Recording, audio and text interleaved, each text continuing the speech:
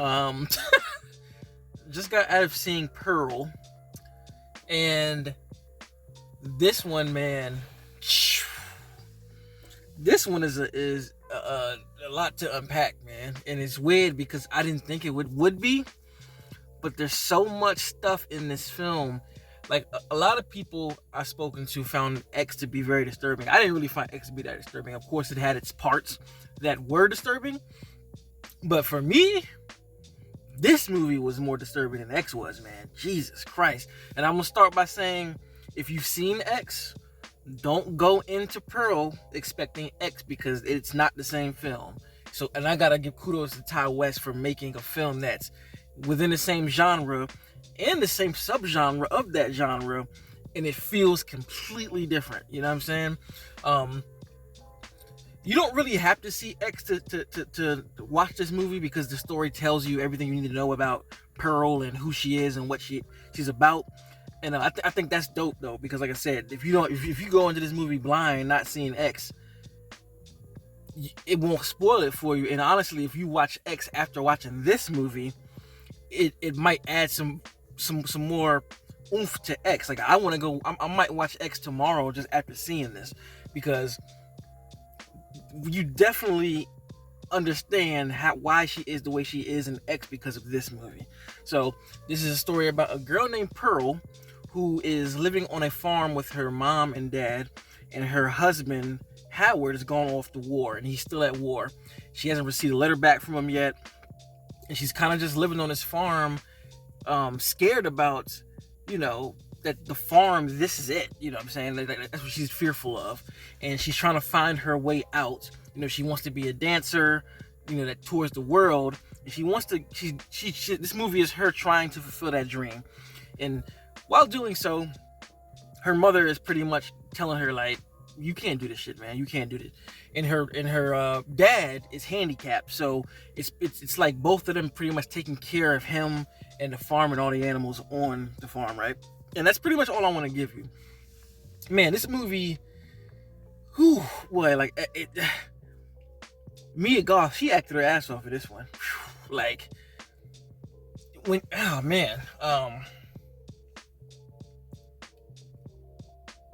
This is like watching the unraveling of a person, yo. Like somebody who wants so much more, and you just see it unravel. This movie's a slow burn, unlike X. Like X spends about maybe the first 15 minutes kind of getting to know the character dynamics, and then the shit gets spooky really, really quick. So this is not that. Like this to me is more, like I said, a slow burn building of dread and terror, and the terror just comes from seeing Pearl as the story goes on. Like you just see things chipping away, and the first 20 minutes really just kind of give you a sense of who she is. And you see this innocent girl, this adorable, cute girl who just this country girl who just wants to, move to the big city and make a name for herself. That's what you're presented with at the beginning, and you see the innocence and you see the glee in her eyes, and you're rooting for her. You're like, damn, you want to see her win, you want to see her do a thing. You know what I mean? But then there's this scene, right?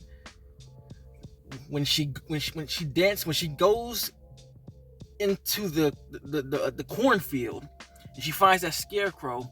From that moment on, you're just like, okay, something ain't right with her. Something is not right. And you just keep continuously seeing that I keep saying unravel, but it is. It's not, people say breakdown. It's not even a breakdown. I mean, it's like literally something that's shrink wrapped, and you're just slowly peeling it off, and then you get this package of terror, right? And oh man, and she has these moments where the craziness starts, and when the craziness starts, it is so abrupt that you have no choice but to just kind of be like, whoa, this is pretty nuts. And there's a scene with her and her mother talking at the dinner table, and it's done so well because it starts out so slow paced, and the sound effects, the sound effects that go along with the conversation just add more tension and build more tension. It's like something from a I can't even explain. I don't want to say without giving away because I really want you to go in here with not knowing what's going on. But this conversation starter is the really the end all be all point where you're like, okay, there's no turn back from here. Now we're in the shits, and whew, all the kills on here, man, they feel so personal. Like, unlike X, like when the kills happen, it was kind of like your typical slasher that you're just like, the kills are over the top, and you're just kind of like laughing, like, oh shit. But these, you're just like, whoa, okay, like that's how they feel, right? And man, and then when the credits roll, there's something going on while the credits roll that just make you feel even more unsettling, and I had to look away from the screen there times, 'cause I'm like, this is awkward. This is like weird as fuck. Like what? And like this is one of those movies where you want to check on the actor to make sure they're all right, because oh man, and there's this one kill that is so brilliantly done, that's done in one take, that just makes it feel more real, and you feel every single thing that happens in it. Oh man, I don't know why this movie disturbed me so much, man. This movie really disturbed me. Like, I'm sitting here thinking, like, X is more fun, but this one is just like, whew, man. Also, I guess to talk about the performances, man. Like I said, everybody came to play. Mia Goth fucking, oh man, there's a scene that's like her giving a monologue that's just letting it loose, and it is just brilliantly acted, edited. Oh man, like, Jesus, she did her thing, and she's a standout. Pretty much, the movie is on her shoulders, and she just fucking kills it. The production design is fantastic too. They really honed in on making it feel like something of the 1918. I think it was 1918, if I believe.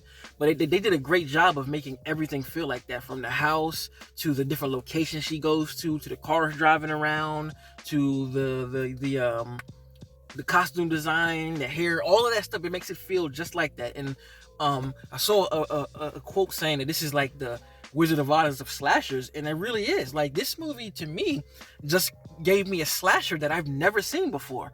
I can't really think of a slasher movie that is presented like it takes place in this time, done so well. Like, it feels of the time, and the score feels of the time. Like, the score is super whimsical when it needs to be. Like I said, it feels like it's not called Wonderland. What is that called?